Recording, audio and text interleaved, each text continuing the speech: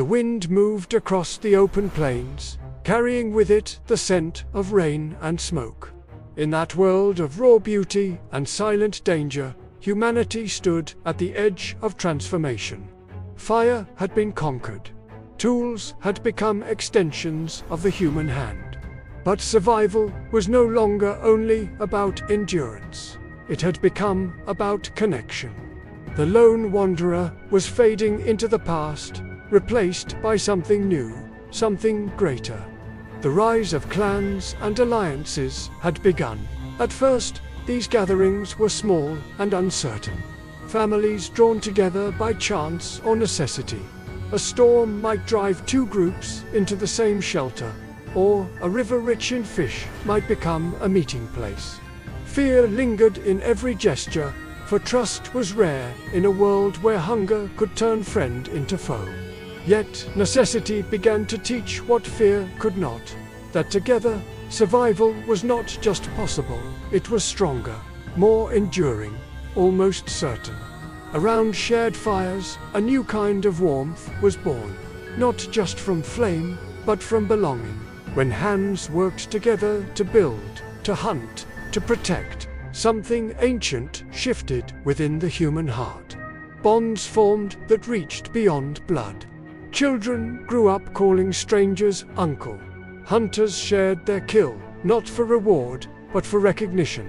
And in those acts, humanity took its first steps toward society. These early clans were fragile, bound by instinct rather than law.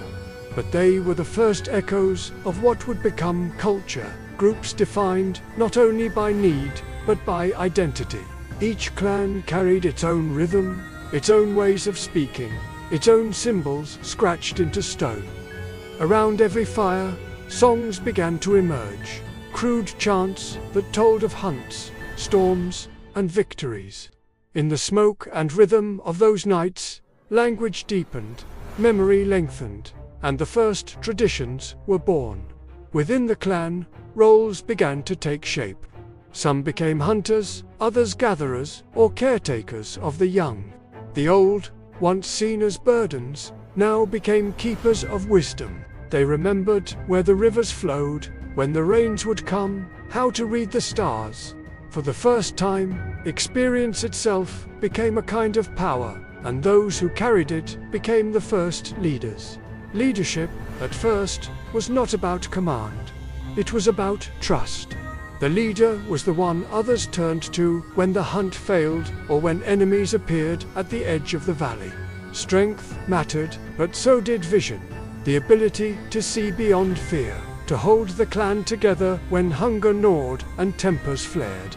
These were not rulers, but guides. They spoke with the voice of the group, not above it. The world beyond the firelight was unpredictable and vast.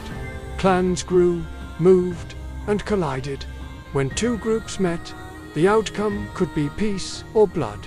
The first alliances were born out of caution, agreements to hunt in different valleys, to share water, to avoid unnecessary conflict.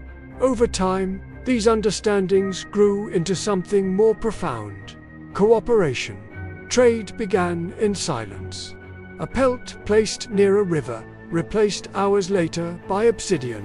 A gesture of exchange, repeated until trust took root.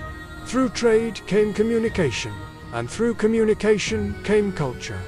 New tools, new words, new customs spread from one clan to another. Humanity's web of connection slowly began to weave itself across the land. But cooperation also revealed tension. With unity came strength, but with strength came rivalry. Some clans grew larger, their leaders more ambitious. The balance between sharing and control, between alliance and dominance, became fragile.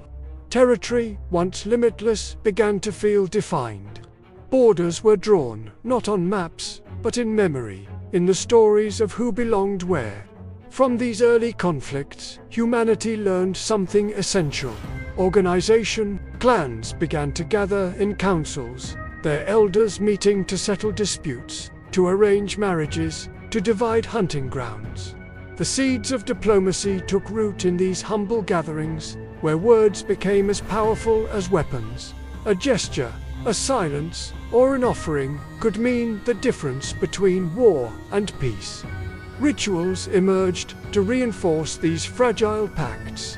Fires were lit, not just for warmth, but for ceremony. Dances under the moon marked the joining of families. Offerings were made to unseen spirits, forces that symbolized not only nature, but unity itself. These rituals gave structure to life, a rhythm that carried through generations. They transformed survival into story, and story into belief. Over time, these alliances grew into networks, clusters of clans bound by marriage, trade, and mutual defense. Together they hunted larger prey, built more enduring shelters, and began to stay longer in one place. In those moments of settlement, the idea of community began to take root. Humanity was no longer a collection of wanderers. It was becoming a species that built, planned, and remembered. The nights of that era must have been filled with sound, drums echoing across valleys, voices chanting beneath endless stars. Each clan added its own rhythm to the growing symphony of humanity. And in that chorus, the boundaries between us and them began to blur. For the first time, people understood that survival was not the story of a single group, but of many, intertwined, dependent, and connected. Yet, the shadow of power never disappeared. Leaders who once guided began to command. The balance between cooperation and control became the eternal struggle of human society.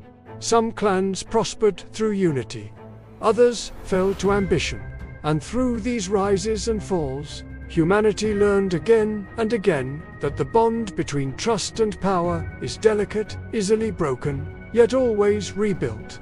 As centuries turned into millennia, the alliances of clans laid the invisible foundation of civilization. The customs born around those ancient fires evolved into laws. The stories told by elders became history. The rituals danced beneath the moon became religion. And the instinct to cooperate became the cornerstone of every city, every nation, every human achievement to come. Imagine, for a moment, those early nights, thousands of years before writing, before kingdoms, before memory itself.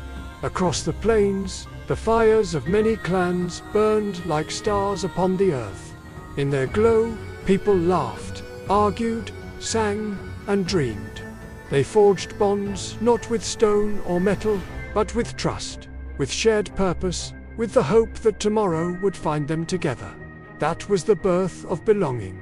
The moment when the human story ceased to be about survival alone, and became about connection.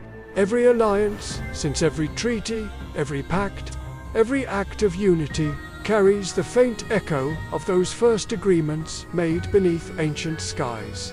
Even now, in the modern world, their legacy remains. We form families, communities, nations. We build relationships to endure the unknown. We still gather round our fires, though they flicker now in city lights and glowing screens, and we still tell stories of who we are, where we came from, and what holds us together. The rise of clans and alliances was more than a chapter of prehistory. It was the turning point in the human spirit, the moment we understood that strength was never meant to stand alone. That unity, though fragile, is the only force that endures beyond time. From scattered families to organized tribes, from uncertain partnerships to powerful coalitions, the journey of humanity is a story written in cooperation.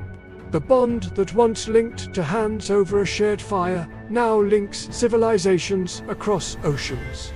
The instinct that once whispered together beneath the stars still echoes in our hearts today. Because, in the end, the secret of our survival and of our greatness has never changed. It was not the fire we mastered, nor the stone we shaped.